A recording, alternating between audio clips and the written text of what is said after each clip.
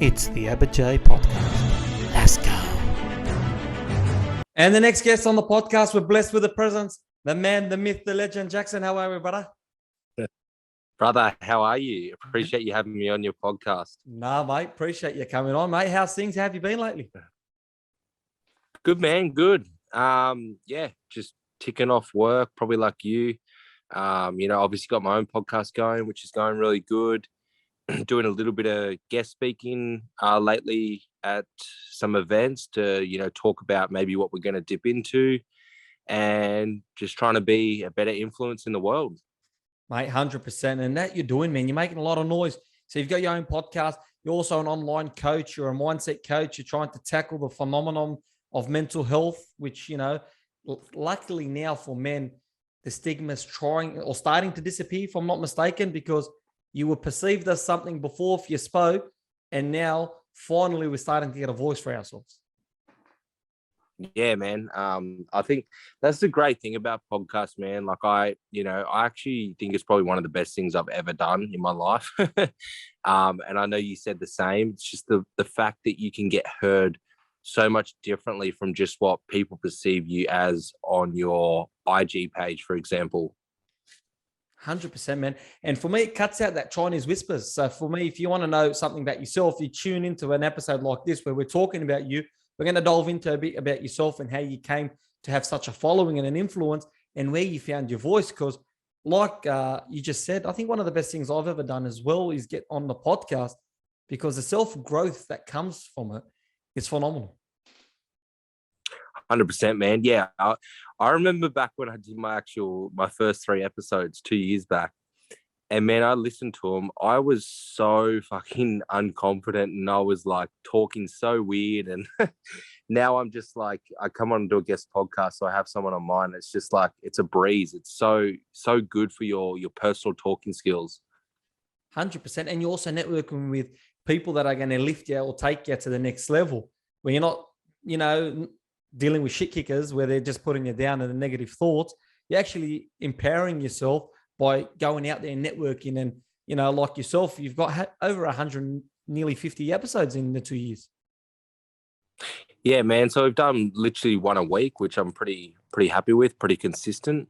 And yeah, the goal is just to, I suppose, just keep going like yourself. 100%, man. So talk to us a bit about yourself. So your introduction to social media and the person you are today, what was the catalyst for that? And were you always someone that wanted to show yourself, or was that something new? As in show myself on social media? Yeah, just let people inside, because obviously your opinions with guests are going to be heard and known, as well as, you're an influencer, your fashion. So you're just showing people what you're about.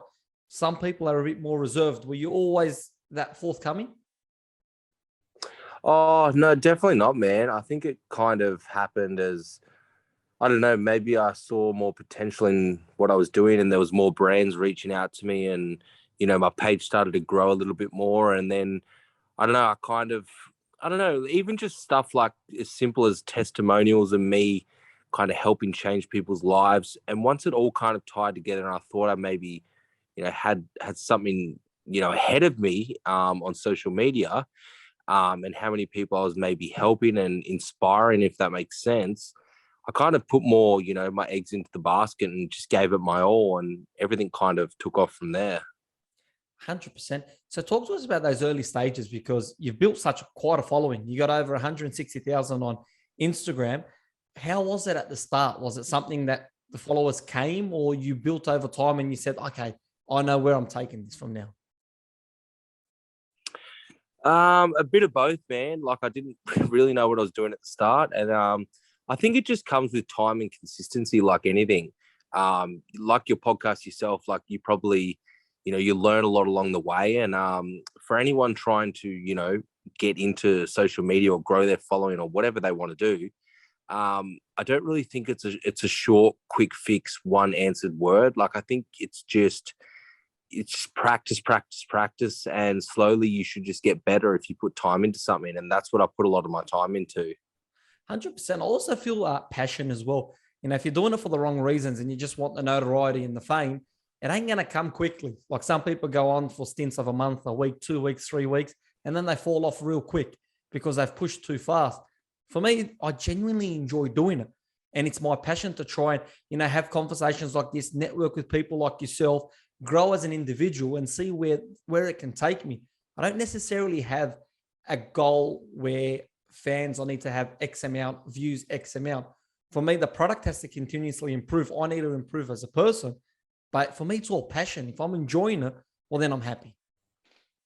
Yeah, I totally agree, man. What's the concept with your podcast? What's the goal of it? Or is it just similar to me? So basically what the podcast stands for is it's breaking the ice and telling the story. A lot of people feel that someone like yourself, you were just born successful. You had 160,000 followers. Everything was easy breezy. Your muscles just appeared in one day. You didn't have to train a day in your life. You didn't have to go and do, the photo shoots just come because you were born like that. So the podcast is here to obviously tell the story and also give people access to knowledge that they might have not been afforded. So like I've had professors come on, dietitians, nutritionists, elite coaches, athletes, similar to yourself, right? But the goal is to tell the story from their side. It doesn't necessarily mean that the viewer has to accept it, but that's their story. We don't want to hear your fabrication. You want to know about Jaxon? Hear it from Jaxon. I don't want to hear it from your neighbor. Yeah. And that's a great point, man. And that's something that I think that's kind of why I started my podcast too, and why I try to talk so openly now is because a lot of people judge me from my past. And for example, everyone fucks up in their life. Everyone does something. Everyone has a past. But if what I hate, and I do hate it, I don't use the word hate a lot, but if someone hears something from someone else when they've never met me or talked to me, judged off my past or the way that person has said it and maybe made it sound worse, that's what I hate. Like if you don't genuinely know me or you've never had a conversation with me or even met me, don't listen to someone else's opinion on me. And that's something I think everyone should do in this world. 100%. And as well, I like to show myself because obviously I'm a Muslim and the Islamic faith in the media and in public as well, it doesn't get the best notoriety because of the atrocities that happen overseas with the terrorism and the indoctrinated people. So for me, I come on to say everything that you're saying comes from an Islamic perspective as well. If you look at all the Abrahamic faiths, they all stem from giving someone an opportunity because repentance is always a thing. You see, when you want to verify news, what you hear must be verified by your eyes. And also, if someone tells you, there's nowhere in the scriptures that says that you take it for what it's worth. You have to verify the news because people have ulterior motives where they may want to harm you to gain something. So you actually, if I have a problem with Jaxon, I got to come and talk to you. And that's something that I am big on the podcast with because there's a lot of misinformation out there. And for me, like you said, you want to get to the source. Well, let's have a chat with the source and cut the Chinese whispers because I absolutely despise Chinese whispers. 100%, man. I couldn't have said it better. I love how down and raw you are to the T. And, I think it's awesome, man. But you know what, man? It doesn't tickle everyone the right way because a lot of people get offended, insulted. I remember when I first started, since we're just talking about our own personal experiences, I remember it was a community podcast. So basically from the area that I grew up in and I reside in, a lot of the news that you hear ain't good news. You're hearing about the people that have done trouble. You're hearing about how dangerous the area is. You're hearing about how much trouble people get into. Where I'm like, why are they hogging all the good news? We got so much people that are successful, so much people that are striving to be athletes, striving to be better person. Why don't we worry about that? Because you can look at a cup half full or half empty. We all have an opportunity to be great. So my initial goal was to get people on the podcast, like-minded, successful people, whether students that have achieved good marks, politicians that are trying to influence. I don't like politicians, but like if you want to really instill change and you want to give us something, you will come and talk to us because I only see you election time, and yeah, that was the start. But when I started pitching it to people, it was almost I was made a mockery. Like, who wants to talk to you and what the hell are you doing? Like, it was funny how negative the first comments were. But I didn't let it define me because, like, you know, you just got to keep pushing and pushing and hustling because someone's bound. You're going to find someone like-minded. Yeah, I totally agree, man. I love it. And I'm sure, you know, that's actually a good topic. Like, do you get judged a lot? Do I get judged a lot? Look, in the sense where people, because of I've got guests like yourself and people the name or people that have been successful or try to do something good in their life, you can't really hate on the content that we're putting out because, for example, I've been told I don't know nothing about rugby league or even boxing, right?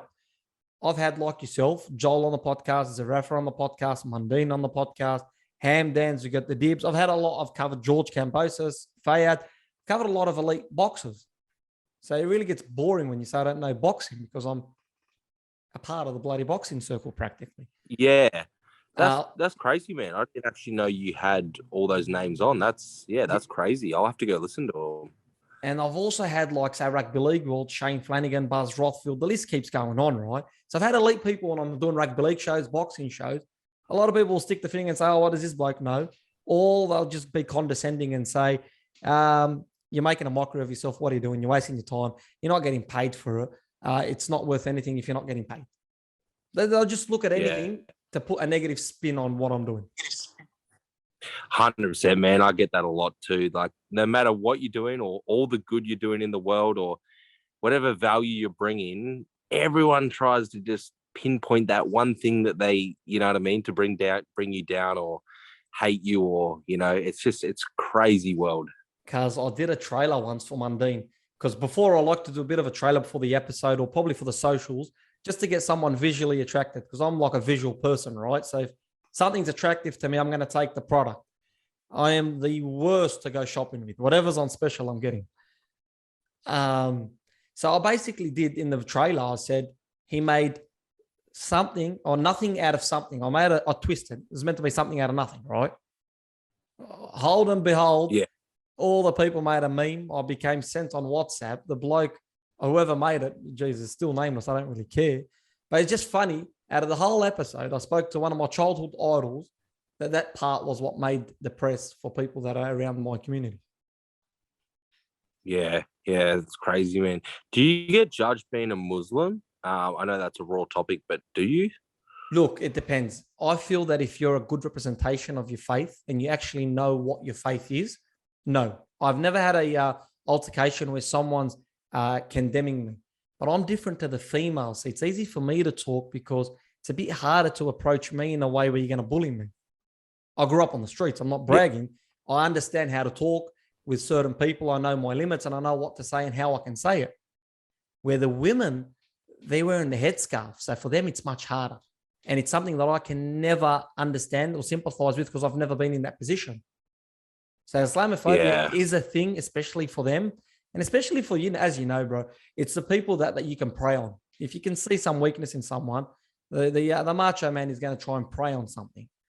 But where I'm different, right, is all my interactions, I bring an Islamic perspective because the people that you have a problem with, I have a problem with because they're killing my people as well and they're causing atrocities in my countries. So we both have the same problem here. I'm by no way means ever going to pardon them for what they've done. But I'm going to show you how it's un-Islamic and these people are actually barbarians. And then because I know the text, I can show you how that is not a representation of the faith. And I feel that it's important because there's even a tradition that's narrated from one of the successors of the Holy Prophet, the first Imam, saying an orphan isn't someone without a mother or father.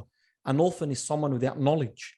So if you don't have the ability to disseminate or understand why you believe in something and you've inherited rather than acquired, then you've got a flawed belief system. Because if you sincerely believe in it, you have to represent it.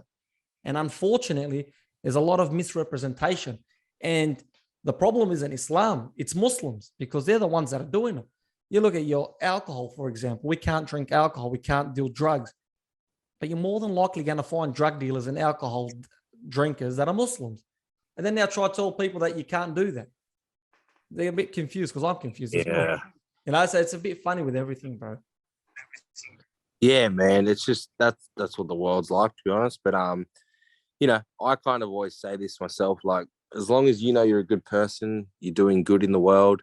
Um, Fuck what anyone thinks, man. Someone's always going to have an opinion about you. Just stay in your own lane, and there'll be good people that will surround and support you, and the rest they're just naysayers, and just I think just put it aside.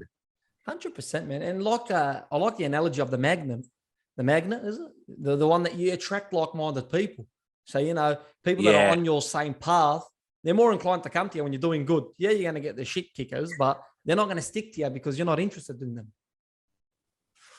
yeah, I totally agree, man. Like I'm a big believer in that. When since I've shifted my energy in my crowd, and I know I'm doing good in helping people and speaking out and all of that, I feel like the energy is coming back in so many ways, and like it's when you give out and you help people, I feel like it does come back in return. It's kind of like karma, like when you do something you shouldn't do, like I feel like it comes back in ways, not maybe that day, but it does come back to hit you down the track.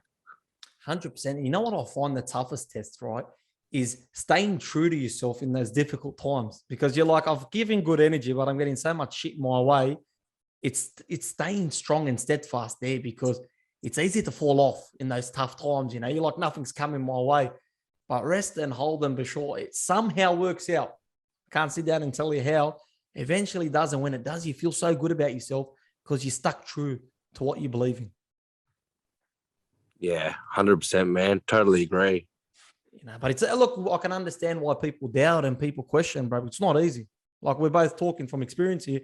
Myself, like say it's not easy. Yourself, any struggles where you felt I'm falling off here, it's easier to do something else and wreck everything that I've done. In my life, Yeah. yeah, like, do you mean like where I just felt like throwing in the towel kind of thing? Yeah, yeah, yeah. Yeah, man. Like I reckon my past steroid abuse when I was facing all the courts and the tribunal and that because I got caught with steroids. I had lost my license. I had fines after fines. I was attending court. I just felt like there was fucking no point living. Like I was like everything was a chore. If that makes sense. Like it was a chore for me to get anywhere. I wasn't actually earning more money. I was going backwards because of the fines and the fact I didn't have a job. And then I was losing friends and my family because I was arrogant and I wasn't the person I am today based off, steroids being in my system. So with all those three things and, so much more, I was like, what is the actual point of waking up every single day? Like there's nothing to look forward to. Like everything was it was like a depression. So I almost, threw in the towel then, but I didn't give up, and I'm glad I didn't because, there is always light ahead at the end of the tunnel. And I'm a firm believer in that. Anyone listening, if you are going through something painful or you are depressed or down today or, whatever it is, I can guarantee you can reverse out of that. I don't care who you are or what you're going through. There is light at the end of the tunnel. So just, keep consistent and stay positive. 100%, man. Have you followed the Tyson Fury story with his comeback? Yeah, man. Huge fan of him. Bro, that's freakish, honestly, man. It gives me goosebumps every time because he's so well spoken and you could see the dark place. It was really evident. Like he couldn't hide. It's not making this up. Yeah. It's I love stories like that, man. Like I love hearing stories like that. 100%, man. So tell us a bit about yourself. What motivates you to keep going? I know that you've got a lot going on, right? How do you stay motivated and what's your plan of attack? I stay motivated, man. Literally just seeing how far I've come in the space of probably the last 3 years, from rock bottom to where I am now. Not saying, I'm at the end of my stage. I'm definitely not. I've got so many things I want to, achieve and work towards for the rest of my life. But just seeing how much an individual can, progress and the achievements he can make in such a short time span, it just keeps me going, man. It's like, why would I look back? Why would I stop now? Like, so many people are looking up to me. Like, why am I going to throw in the towel? Or, you know what I mean? Yeah, there's days that it gets hard. Like, there's days where, I don't want to get up and do a podcast and go train clients and check in and fucking do all this shit. But I look at the end process and, the reward out of it and what you get out of it and the people you help. And that's what keeps me going, brother. No, 100%, man. And look, I'll be a testament to yourself. For someone with such a big following, you're very easygoing. Like, honestly, you don't have that diva in you where it's very hard to approach and you got to go through about 50 people. So what you're saying is pretty evident when consistent, how you live your life, because you're someone who practices what he preaches. You're actually really giving. Yeah, and that's literally why I'm jumping on your podcast and I jump on a lot of others, is because, yeah, like, I'm not gonna lie, man. I'm the same as you, man. Like, I'm sure if we caught up and had a coffee and that, we'd fucking get along great. But if you hadn't have probably heard me and you just literally clicked on my page, we never typed a message to each other, guarantee you'd probably think I was a bit different to how we would be judged off a meeting or a podcast. Look, I think that's the general consensus with a lot of people. But see, with someone like yourself going through your page, right? You're a strong, fit, athletic guy who likes his fashion and is good looking. So for me, like, I've really rubbed with a lot of, like, if you see my page and stuff, I don't really shy from a conversation or a person. When I was a kid, I'll share a story. Geez, I throw myself under the bus with all these stories I give. When I was younger, I used to always go up to people like yourself and I'd be best mates with them. Or I'd always go to the toughest guy on any station and I'd run amok with him. And then I ended up like diplomatic immunity. Like, no one can touch his little smart ass because he's got friends with the biggest guys. So like, I never had that where I never judged a book by its cover, because I always felt you guys were like the biggest, friendliest giants. Like, your looks and who you aren't what it is. Yeah, I agree, man. And it's just society these days. And I even do it sometimes myself, man. I judge a book by its cover, but it's not always the case. It's actually probably 90% of the time what that person looks like, they're actually not like, but it's just us as human beings. That's what we do. You know what I mean? Someone's got a full body, tattoos and stuff like that. And it's like, oh, they're probably, in trouble or badass but it's not the case 90% of the time. You know what I mean? Yeah, 100%, man. And you know what? Like, going back to the scriptures, right? In the Holy Quran, there's a verse that resonates with what you're saying. It's that God's created us, different tribes, different nations, different types of people, to get to know one another. And then God continues the same verse by saying, the best amongst you is the most God conscious, not the one that looks a certain way, not the one that comes from a certain area, not the one that's from a certain ethnicity. It's the one that's the most God conscious, who's most pure in his actions and doesn't have any malice behind it. It's not really the person that by looks or traits. So it really eliminates that, because in nature, humans are very social beings and we're very dependent on making and networking and building relations with, whether it be family or extended family. We're dependent on that. And for some reason, the arrogant nature in humans sometimes feels otherwise, that why don't we look down upon someone? So it's a negative spin that we perceive, but it's only upon reflection where we see it's like, no, I shouldn't do that. I shouldn't take that approach, because one, it's negative, and two, we're all humans. We're built to bloody grow civilization and get to the next level. We need each other's help. It's like, if I don't go to the doctor, I'm not getting the help I need. And if the doctors and scientists aren't working on what they're working on, they're not helping us. So we all actually one arm. But it's, trust me, I feel it's the arrogance of people where they look down and condescending on others and feel that they're better. And then they all claim to be, especially the monotheistic religions, right? You look at all the Abrahamic religions, we believe in a day of accountability when we pass, in one Lord, one creator, yet they're all judges. It's really contradicting, because you're telling me you're a man of God, but you've become the judge. How does that work? I totally agree, man. I don't get it, but I do get it, but I don't. You know what I mean? Look, I get it because it's the easier thing to do. Like being a naysayer, seeing someone say, oh, yeah, it's easy. He woke up a good rugby league player, or he woke up doing this. You're dismissing all the body of work that they've put in. Yeah, I agree, man. What's the main message you want to get out of your podcast? Is there a main type of message or not concept? Really, bro. For me, it's all about spreading positivity and giving someone an insight, something that they might have not known. I don't really have a motive or a project that I'm working towards. I don't even plan the podcast, bro. I get you on, I have a chat, we have a yarn, we'll see where it goes. If you can show me something, I'm more than happy to take it. We can agree to disagree. We don't even have to agree. As long as it's civil, as long as we're respectable, I have no problem taking the conversation wherever you want.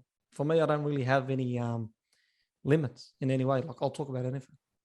Yeah, I like that, man. And it's funny, when I started my podcast, because obviously I was a rookie, didn't really know much. I used to like write down like proper questions and like proper like an interview kind of thing. And then as I did it, I was like, it doesn't sound organic, and it actually kind of sounds silly. And then as time's gone on, I've, approached more of what you do. And like, I'll literally have the biggest guest on that I've had on. And I don't care, man. Like, I will literally just start. Like, I won't even really think about it. Like, I'll know their background, but I'll just exactly like you did. Like, how you going, brother? Like, how's your day been? And then just click from there. And I think it just flows so much better. 100%. And like now, right, the relationship we have is real, it's authentic, and it's live. So whoever watches the whole thing sees exactly from start to finish the first ever long conversation we've ever had, barring the 2-second phone call. Yeah. So if we click, we now become mates. We show the world how it started, and we can always go back on it. For me, that's what I like. Like, I feel I can hold a convo with anyone. So, and you know what? Something I learned as well. I don't know if you agree with me.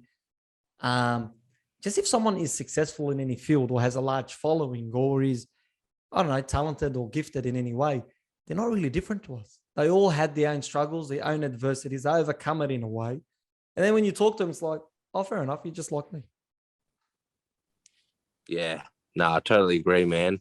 Well, it's cool to come on yours, and I'd like to get you on mine in return. And yeah, man, I appreciate it. I'm keen to listen to some more of yours too. Nah, legend, bro. Keen, honestly, man. I like the mindset one with Joel, bro. Yeah, I like how you delve in and how you focus on a point, but it's also informal as well at the same time. Like, it's not too structured, but you're always gonna stick to the main point of topic. Am I right in saying that with your approach? As in, like, what do you mean by that? I'm in reference to the Joel Camilleri podcast. So when you're talking about mindset, yeah, you go. Sorry. No, I was just saying, like, the Joel one, how you stressed on mindset, right? And you have a convo and you flow, but everything will relate to the mindset of an athlete in life and all the struggles that you get in general, but it's stuck to the same theme using an elite athlete and yourself as an example. Yeah, I think, I try to do that definitely. And I know Camo's, big on mindset. And I think it was just, it was great. And he was a great guest, man. Have you had him on? Yeah, he's really good, man. Especially he's a school teacher by trade, man. He can talk to anyone. Yeah, but not only that, it's just like, I do chat to him a fair bit. Like, he's a great guy, but it's just, he's a professional boxer, etc. He's just one of the boys. You know what I mean? He's like normal and down to earth, and everything he said, I was like, it sounded I was saying that to someone else, and I just really wanted to get him on, and just, he's just such a good guy, to be honest. Nah, he is, man. He's copping a bit of flag as well because he done his own promotion the other day. And in the sport of boxing, like with everything else, when you're starting to do well for yourself or you're venturing off alone, your sharks aren't happy. Yeah. Man, I think he's doing amazing what he's doing, to be honest. I love what he stands for, and I'm a huge fan of him. 100%, mate. How sad is it, though, that you can't fault the fella, but there's a lot of people that'll come after you for just doing you. Yeah, I totally agree, man. But that's like a lot of people, when they're professional or they're well known at something. Don't you agree? Yeah, but I'm talking more so the politics of the game, of the governing bodies, of the promoters that are also putting on their shows. Because you got to remember, with boxing, a lot of money comes into it, right? So if you're doing your own shows and other people are doing their own shows, but they're taking, let's say, a rugby league approach, or they're taking athletes approach, where someone with social media followings, like if you follow the Paul brothers, look at Jake Paul and all these exhibitions that Floyd Mayweather's doing. Yeah. They're copying suit in Australia. So in Australia, you see a lot of rugby league players or a lot of people, professional athletes, retired or not, from either AFL or boxing or sorry, AFL Rugby League, or even Rugby Union, right? They're getting them on the show, and they'll probably have 2 or 3 professional up-and-coming boxers. So what they'll do is they'll have the rugby league players headline the show, and then you have someone, a boxer on the undercards or the co-main event. That's going to be your next cash cow. So they're going to push him next. So if for No Limit at the start, it was Paul Gallen was the main eventer. He was selling the tickets. Tim Tszyu was his co-main event. So when Paul Gallen phases out, Tim Tszyu is the next cash cow for them. And then what they do is they use stars to build another star, and that's how they grew their brand. And if you're and if you're just a boxer, right, an up-and-coming boxer, there's not many positions for you on that card because it's stacked with non-boxers, and then they put 2 or 3 boxers. Now, I'm not hating on their approach, but their approach is good for the bank account. It's not good for the athletes that are coming. It's not good for Australian boxing, so to say. So someone like Joel, who did his boxing event recently, he's got all boxers on the card. He doesn't have any huge names in the sense where he's got someone from another code to come push and sell tickets, because Joel's pretty good himself. He doesn't need someone to sell the tickets. So what Joel does is he headlines, and then the rest of the card are boxers, up-and-coming boxers with a professional record of maybe 2, 3, 4, 5, 10 fights, to give them a go. That's not liked by the other side. So the power brokers are like, wait a second, what are you doing? We had you on our card. Why are you all of a sudden going doing your own thing? Yeah, interesting, man. No, I like Jake. Jake Paul. He cops a lot of hate, hey, and I'm like, I don't know. I like what he does. Look, but you know what's funny, right? Love him or hate him, but you got to appreciate that he's put himself in that position because it's his following and his fans and his people that are buying the tickets and paying his salary. And then he, in turn, is giving a whole lot of money to people that wouldn't have had that opportunity if it wasn't for him. Yeah. You know what I like, though, is he definitely talks it, you know what I mean? He definitely loves to talk and hype it up and shit like that. But he backs it up, man. He's won every fight. You know what I mean? Yeah. So he's smart. What do you got? Yeah, like you can shit talk him, but he's fucking knocking people out. Yeah, no, he's very smart. Again, he's dedicated. He's obviously successful. He's picking his opponents, though. He's fighting a lot of people that he's meant to beat. I know if you look at Tyron Woodley, Ben Askren, you look at all these fighters that you're like, huge names, right? You don't want to mess with these fellas.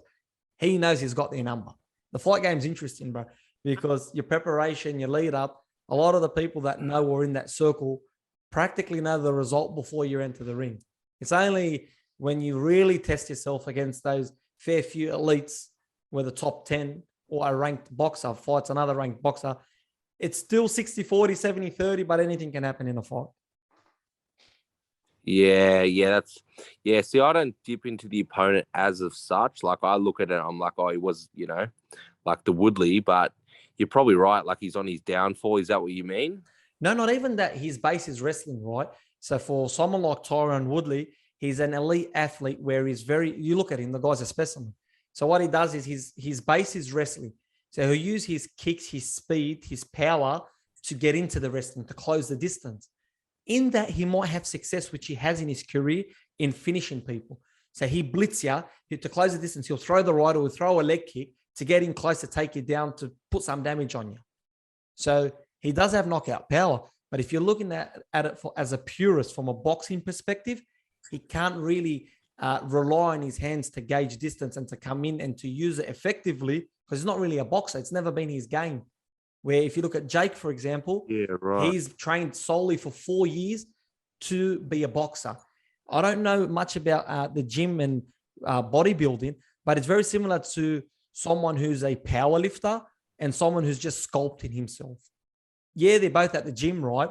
But one is doing is that powerlifting where they do 3 reps max and then they calculate the total weight? Yep. So you can't really compare him to someone who's just training to get a good physique for summer or for whatever he wants, or for even a comp. Two different things. But if you're looking from the outside in, they're both really good-looking, muscular men. They both might be the same.